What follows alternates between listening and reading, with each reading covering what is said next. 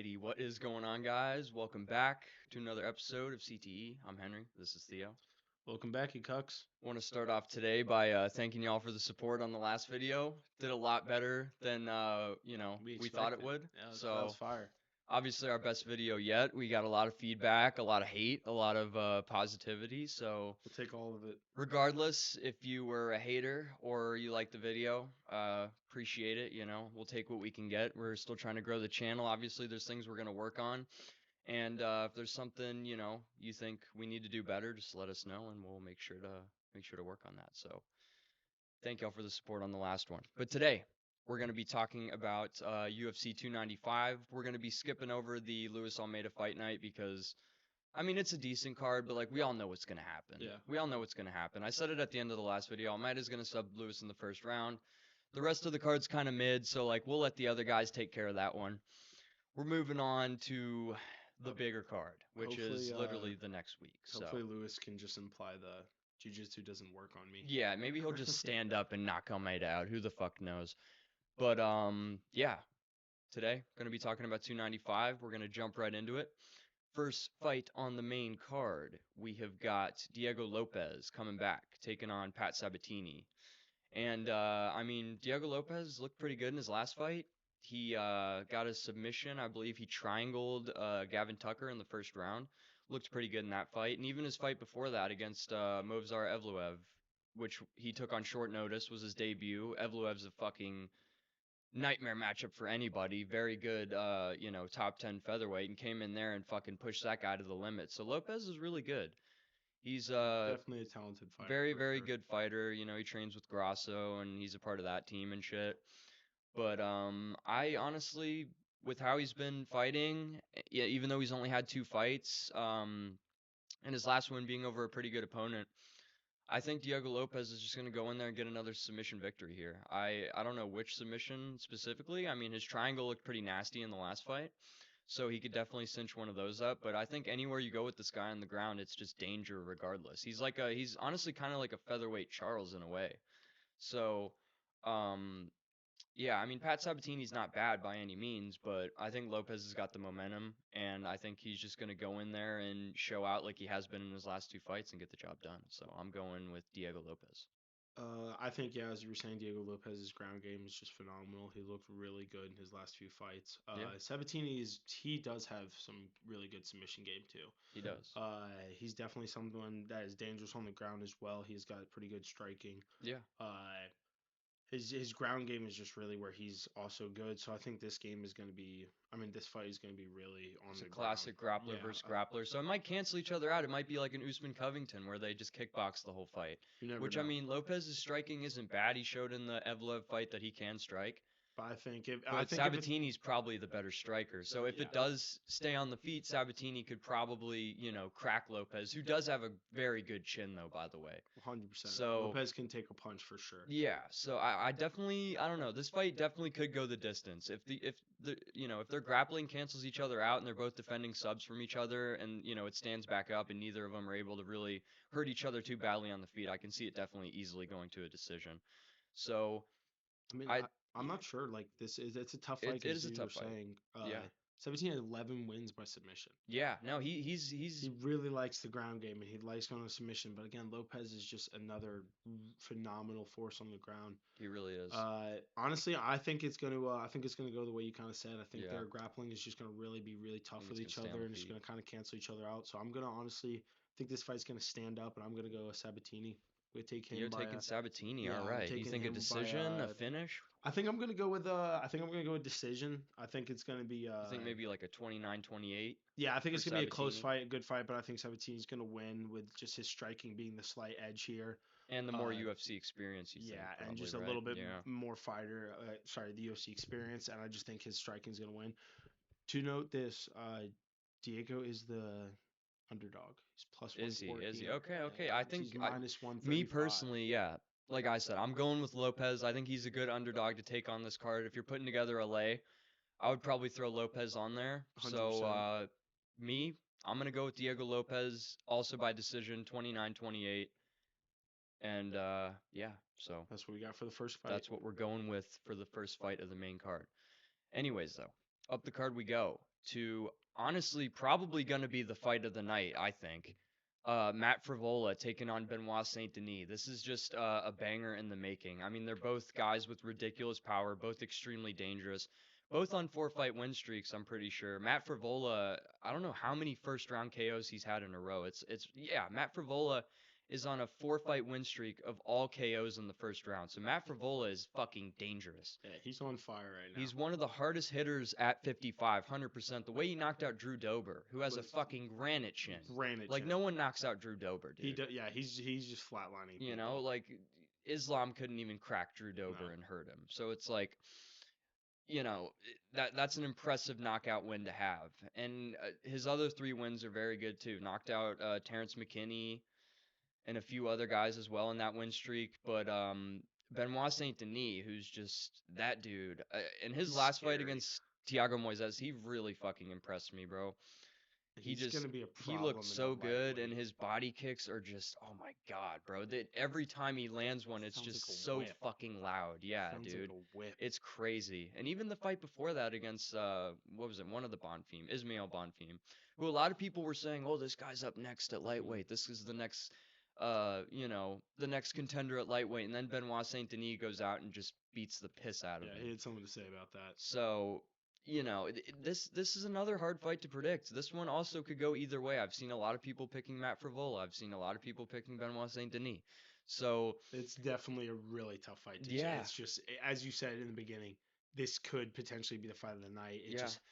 It's going to be a banger. I just think this fight is going to have some serious blood and some serious fight. It's just going to be a good fight. It really is. I mean, Matt Frevola has pretty decent takedown defense and is a pretty good wrestler as well. Yeah. But when it comes to submission threats and submission offense, Benoit Saint-Denis obviously has the advantage there. Yeah. Like, whenever he's on the ground, you just see the guy constantly going for subs and constantly rotating different positions on the ground. He's so active on the ground. Yeah, so Benoit Saint-Denis, I think, has more ways to finish this fight. I think Matt Frevola's main chance is just getting the early KO like he has been in his last 4 fights.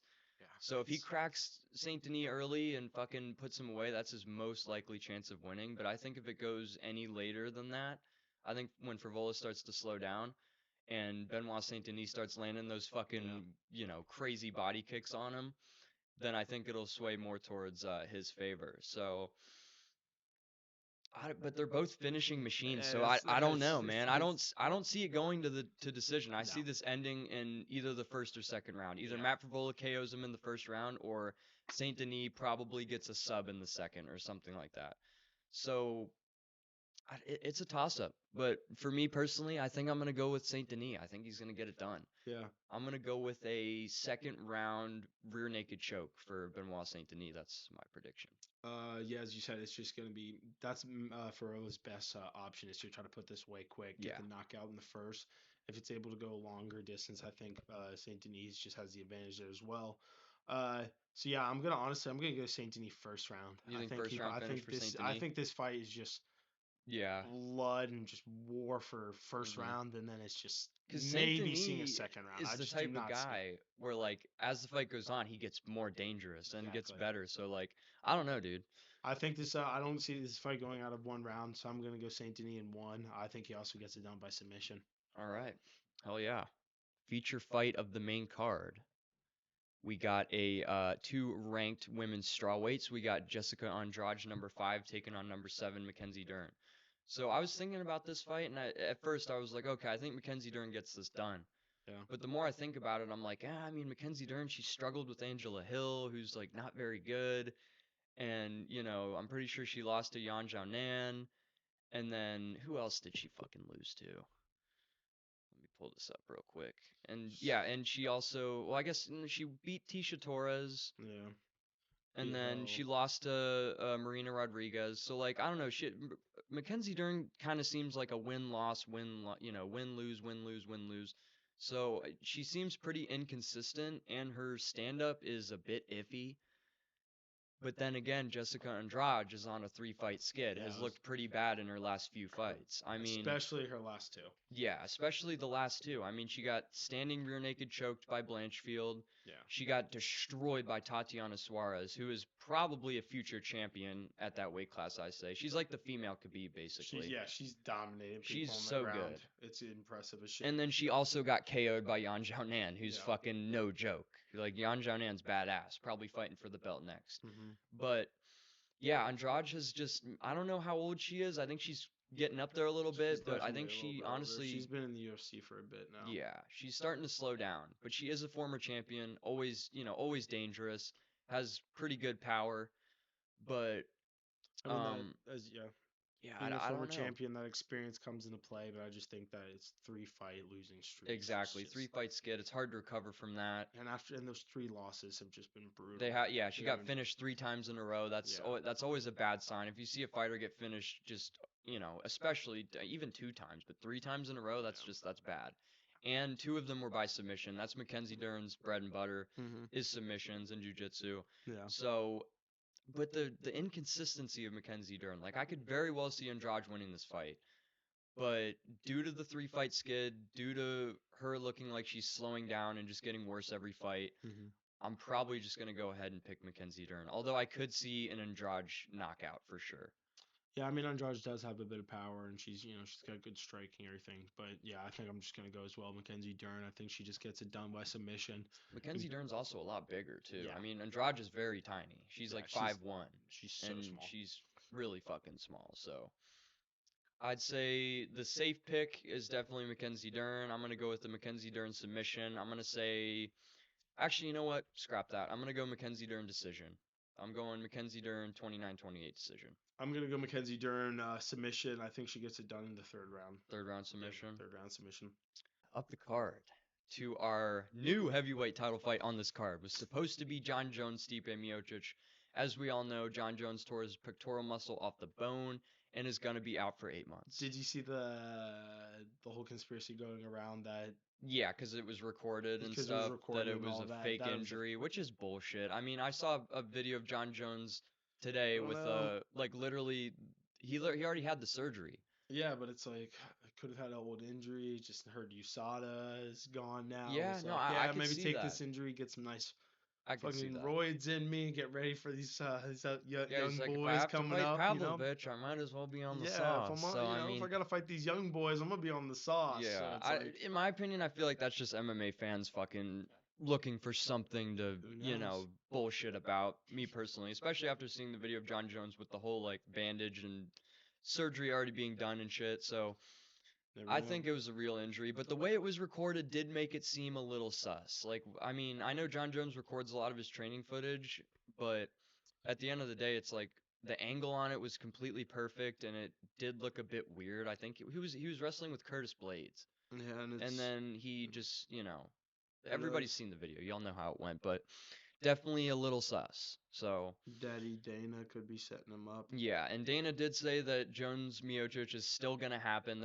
You know what they're probably gonna do? Let's see, 8 months. I was gonna say maybe they'll have it be on 300, but probably not. It'll probably take place summer next year, if I had to say, probably June, July, maybe International Fight Week, potentially. But Dana White needs Jon Jones to have that win over Stipe so he can have a definitive GOAT for his sport. That's the whole reason they're still booking that fight. Because Stipe said 100%. he was willing to fight Pavlovich or Aspinall, and they didn't even offer him the fight. They were just like, "No, you're gonna stay, and you're gonna fight Jon Jones." It would be disrespectful. Yeah, disrespectful. Like, what do you mean? I think it's even more disrespectful to not offer him the fight. Because he's basically saying, "Okay, Stipe, you're gonna get ran through by both these guys. We need to save you for Jon." Yeah.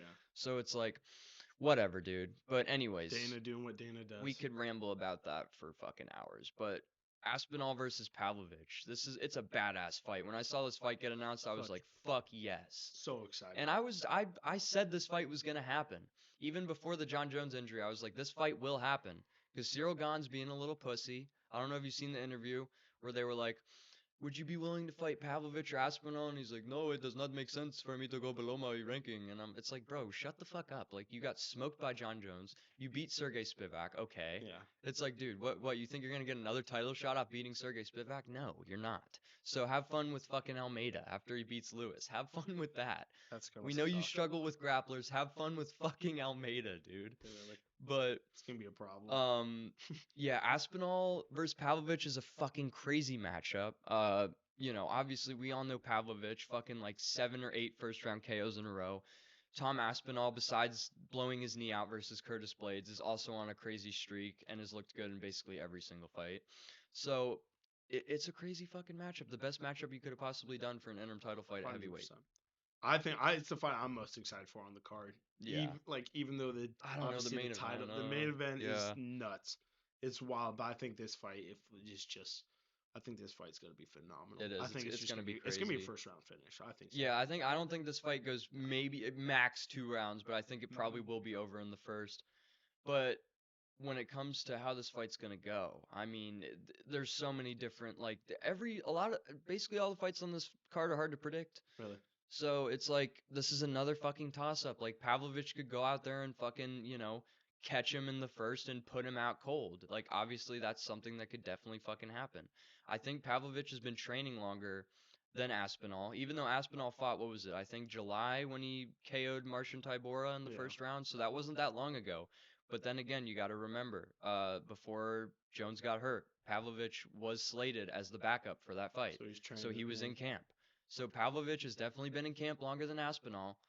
So that's something you got to take into account because, you know, might have better cardio on fight night because of that. Might have. I mean, he's definitely just got a little bit more training. Exactly. The more training, the better. So that's something you got to consider. But then again, Aspinall is just probably the most well-rounded guy at heavyweight, I'd say.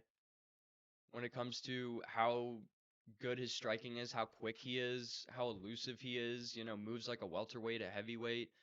How fast his double leg takedowns are, how good his fucking jujitsu is, his submission offense. Like phenomenal.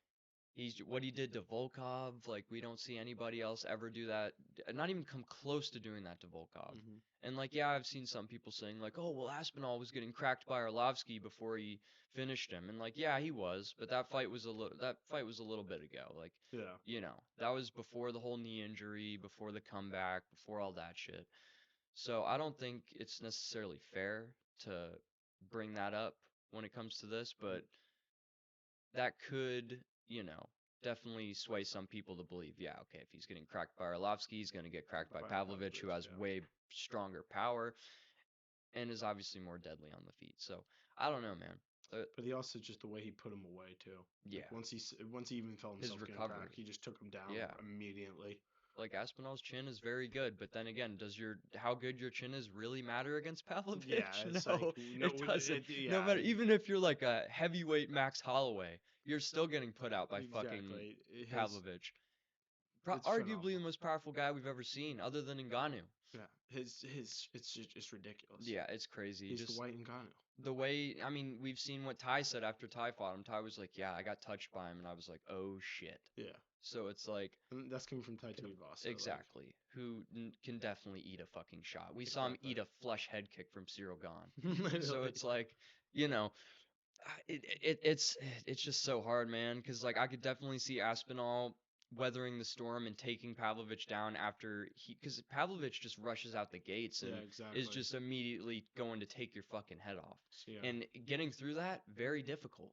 But if there's any guy that could, I would say it's Aspinall. And if Aspinall does get through it, I could see him blasting a double leg on him, full mounting him, and getting a Kimura or an armbar. Or we were talking about this earlier. If Pavlovich does crack Aspinall, Aspinall could pull a Charles Oliveira and just sit in guard, and then Pavlovich rushes in to try to get the ground and pound finish, and Aspinall locks him up in an armbar from bottom full guard. For example, like Pavlovich cracks Aspinall badly. He goes on the ground. Like we've all seen what Charles Oliveira does when he got dropped against Gaethje and Poirier and stuff. Goes and sits in his guard. And Pavlovich is the type of guy where if he hurts you, he's gonna smells blood. He's gonna pounce on you. He goes for the finish for sure. And Aspinall is definitely capable of getting a sub off his back. So it's just gonna depend on how bad does Pavel crack him. Yes. Because if he hits him, drops him, and Aspinall is still aware and can still move, and he's good off his back. Then will Pavlovich? I'm assuming Pavlovich is going to go in there for the finish. That's what he does. When he smells blood in the water, he goes for it. But I just think, as you were saying, Aspinall has that ability. He has so many tools in the toolbox that he can. Yeah. He can fight off his back. He can get the submission off his back. Yeah, it's just really going to depend how is his chin able to take that kind of power from Pavlovich. Because most of the time when we see him connect once. Like, yeah, the guy's going down, but they're done. Yeah. They're done. The only time was really Derek Lewis, and that was too early of a stop. Yeah, that stoppage was shit. But regardless, like, I still think he was just gonna put Derek Lewis out. Oh yeah, no, Derek Lewis, like I said, should be grateful that fight was stopped when it did. Yeah. Like you could have ended up like Ty, where you just got battered and probably a few years taken off your fucking life. But it's just it's such a hard, tough fight. It really is. But no, what you said about how badly the shot is definitely plays a huge part. Because like if he's still aware enough to lock up a submission, he could do it. But exactly. like you said, is there a chance of that? The shot will probably be too hard for him to. What can his chin take? Yeah, that's the big question in this fight is can Aspinall take a shot from Pavlovich, which no one else has been able to do. Anyone take a shot from Pavlovich? Can anyone in the UFC? Aspinall's going to have to be insanely light on his feet. His footwork is going to have to be perfect. He's going to have to go bouncing in and out. Like don't stay in the pocket with Pavlovich. Like the best way to fight Pavlovich in my opinion is to kind of be like a karate stance Connor, like in out, you know what I mean? Wonder Boy. Go in, yeah, Wonder Boy, exactly. You're going in, you're landing like a 1-2 and then you're coming back out. And then eventually that'll bait Pavlovich in to come forward. And when he does that, you wait for him to throw some heavy shot, duck under, double leg takedown. That's the best thing for Aspinall to do, in my opinion. So I would agree. So at the end of the day, though, it's such a fucking hard fight to predict. But I'm gonna go with my gut. I'm gonna go with who I thought would win when the fight first got announced. I'm going with Tom Aspinall. I'm going with a Tom Aspinall round 2 submission. Round 2 Kimura. That's what I'm going with. Oh, this fight's so tough. It's just one of those. Or maybe an armbar. Armbar Kimura, either one. But it's just one of those fights that could go either way. It's just so like. Yeah. I don't see it going past. I don't see it going to decision. There's no chance. No, it's first or second round for sure. Yeah, I highly don't see it going to the. Highly unlikely it goes to the decision. But I don't know. I think that at the end of it comes down to Aspinall having just a little bit too many tools in the toolbox for Pavlovich, and if it goes to the ground, I think Aspinall just has that ability to really do what he wants there, and that's definitely his domain. So I think Aspinall's going to get it done in the second. I think he's able to weather the storm. Pavlovich's gas tank takes a big hit, and I think Aspinall's able to weather the storm and get it done in the second by. I think he gets it done by submission. Yeah, I think he's able to wobble Pavlovich a bit and then take him down to the ground. Yeah, because I mean I know everybody talks about Pavlovich's power, but Aspinall hits like a fucking truck too. His boxing is phenomenal. Yeah, his is so fast. His main weapon in this fight is how fast he is. Yeah, his quickness. Yeah, all right, we're both taking Tom Aspinall. That might end up biting us in the ass. Watch him end up getting KO'd in the first, but that's the beauty of predicting fights. So we'll see what happens. But anyways. Up the card we go. The main event. Literally was the people's main event before Jones got hurt. Now it is the actual main event. So honestly, it's well deserved. Pereira and fucking Jiri both getting those pay-per-view points, fighting for the vacant light heavyweight title. It's just a fucking, in my opinion, the most anticipated matchup of the end of the year for sure. Oh my God, it's gonna be phenomenal. It's just. I always said I wanted this fight to happen, and now that it's actually happening, I'm just like at a loss for words. I don't know what to say. It's just it's fucking nuts, man. We got Jiri Prochazka coming back after over a year off, coming off that terrible shoulder injury, supposedly the worst shoulder injury in UFC history. Okay, Dana, but yeah. So his last fight was against Glover. Has the best gross they've ever had. Yeah, I mean this kid had the worst fucking shoulder injury, so. Yuri's last fight was Glover. One of the best fights of all time. 100%. Top 10 fight ever. That fight was fucking ridiculous. But the main thing for me in this fight, Glover has fought Jiri. Glover is Pereira's coach. Glover knows how to beat Jiri. So I think with Pereira having Glover in his corner and his training camp leading up to this fight is a huge advantage for Alex. So I think that's overall what's going to lead to him getting it done. Obviously, that deadly left hook will land at some point. It's not if it's going to land, it's when it's going to land. I think that's just what plays into this. Yeah. Yuri's fighting style is beautiful. It's phenomenal. Don't get me wrong, I love watching him fight. Yeah. But his fight style against Pereira's is just... Yeah, no, it's it probably doesn't the work. worst It matchup doesn't work. I for mean, Yuri. people forget Yuri was getting cracked by Dominic Reyes, Yeah. you know? Yo, Before Dominic he Reyes was putting murdered Dominic Reyes, he was actually getting like he was getting tagged. And he was getting Glover fucking cracked the shit out of him multiple times. If Glover didn't shoot that double leg to this day, if Glover didn't shoot that double leg, he would have beaten Yuri, dude. Oh my god, that was the worst fucking double leg He ever. would have beaten him, dude. He cracked him badly. Like John Anik's call on that was one of my favorites. But it's just like, yeah, Glover had him beat. And if a 43-year-old Glover was able to do that to Yuri, I mean, I don't, especially with Glover being Alex's coach, and Alex is literally just a way more deadly striker than fucking Glover. So it's like, leg kicks, all imagine if Alex was the guy to land that shot, Yuri would have been out. So it's like, I think their whole game plan of their training camp is going to be to set up that left hook. Yuri keeps his hands so low. He has that like weird Muay Thai stance where he's like, it's like bobbing with his hands yeah, down low like almost. yeah, it's a very odd stance. Like it's something we've never really seen before in MMA. It's a strange stance to have. It works for him, but it also leads to him getting cracked a lot. And Yuri Right. has a great chin, so he's able to eat shots. But if the guy that's giving you those shots is fucking Alex Pereira, you're not going to be able to eat too many of them, as we've seen by Alex's last opponents. And we know Alex's grappling has gotten a lot better. He was able to, last on the ground against Jan Blachowicz. So obviously Yuri has the ground game advantage and could sub fucking Alex. If he was able to sub Glover, you could definitely have a chance to sub Alex. 100%. But I think Glover is going to know where he fucked up and going to know what to do in training camp to prevent that from happening. So I don't know. I just don't see a world where Yuri wins this fight. Like, I know people are saying this is going to be close. I feel like it's not going to be close. I feel like Alex is going to go out there and batter him. I really do. I definitely see this fight being close. I see this fight being a war and it being close. But I definitely think that Alex is just, obviously, as you said, having Glover in your corner, having a guy who's already fought this dude, knows what he did wrong, especially someone like Glover who's just a fucking legend. genius, a legend and a genius in the fighting world. So he knows what to do. He knows where to fix his flaws and especially help you set it up. Yeah. But I think this is still, no matter what, Yuri is a problem for anyone. No, he's very dangerous. He is very dangerous. Master striker and very just phenomenal fighter. Yeah, yeah. So I think it's gonna be close. I definitely see where Alex has the advantages, and I definitely see where it could just really favor Alex. But I think personally, just with how crazy Yuri is and the problems he brings to the table, I think it's going to be a close fight. I do see Alex getting it done, honestly. I think Alex is just able with that striking. Yeah, yeah. And when he connects, it's like Pavlovich. Yeah, him exactly. And Pavlovich, like when they connect, you're going to sleep. Yeah. And their power is ridiculous. So I really think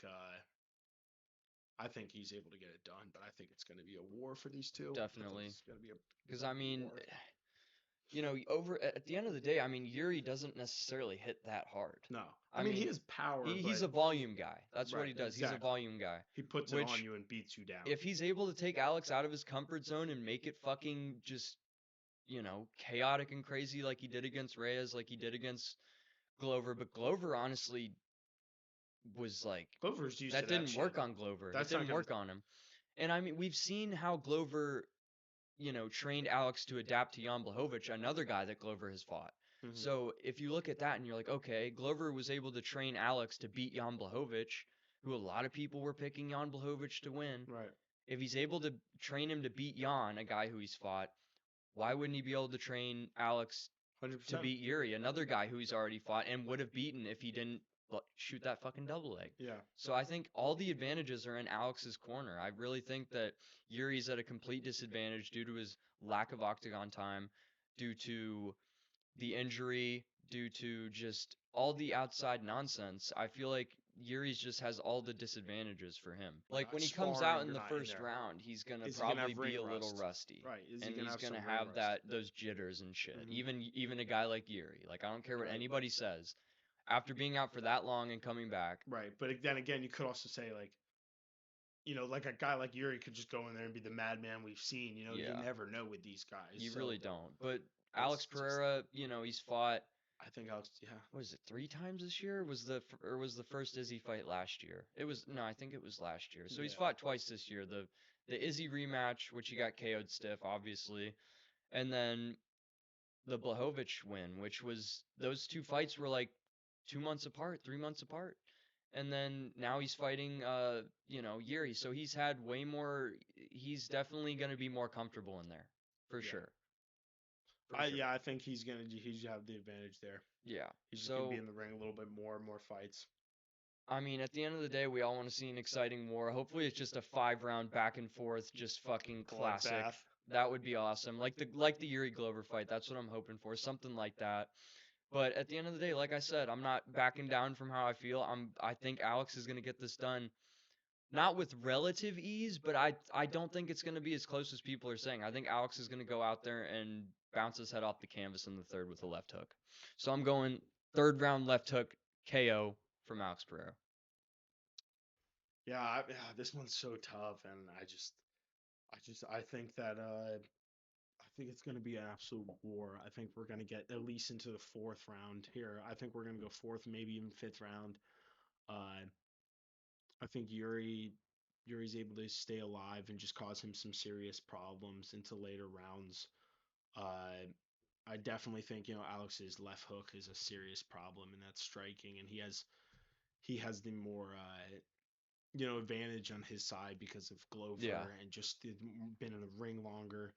But honestly, I think Yuri's just going to cause him some problems in the later rounds, and I think Yuri's just gas tank and his just ground. That's another thing. That's a good point. Yuri's cardio is pretty nuts. He's got very good cardio, definitely better cardio than Pereira. So I think so. I agree with that. If it does go late, I could see Yuri definitely giving him some issues. But I think that left hook, it won't take 5 rounds for that left hook to land. It will not. No, and when it does, I agree with that. It's lights out. Yeah. But I think honestly, I think Yuri's gonna be able to stand it. I think that the power is gonna definitely play into Pereira's advantage, but I think the volume and the pace and just cardio isn't definitely in Yuri's favor. So I'm gonna honestly take Yuri by fourth round submission. Fourth round submission. I think he gets, I like it. All right. On the ground and takes his back and then rear nakeds him. I think he submits him. Yeah. Fuck yeah. Alrighty, boys. Those are the CTE picks for 295. We're going to go ahead and run through them real quick. I'll go through mine first. So I got Diego Lopes, Benoit Saint-Denis, Mackenzie Dern, Tom Aspinall, and Alex Pereira. Those are my picks. And I got Pat Sabatini. I got Benoit Saint-Denis, Mackenzie Dern, Tom Aspinall, and Jiri Prochazka. Alrighty, boys. The picks are in the books. We're definitely going to do another video before 295. We'll probably, depending on how the Luis Almeida card goes, we might do a breakdown of that card after it's over. Or we might do, another type of video that we keep saying we're going to do and haven't done yet. But it is going to happen, all right? All right? We're going to start doing these off-topic videos. Like, I want to make a video about Connor or a video about Tony or something. You guys will see. We'll get stuff out there. We'll get it out there. We're going to start trying to be more consistent with the uploads. I know it's been, like one video and then like a few weeks off and then another video, or like 2 videos back to back and then a month off. But we're going to try to not necessarily have a set schedule for uploads, but definitely more consistent, uploads in the future. So be on the lookout for that. If you enjoyed the video, make sure to like and subscribe. Also leave a comment, any feedback. Also let us know who you think is going to win. Put your picks down in the comments if you agree, if you disagree. Let's fucking talk about it. So, yeah, I hope y'all enjoyed the video, and we'll see you fuckers in the next one. As always, take it easy, you cucks. Peace.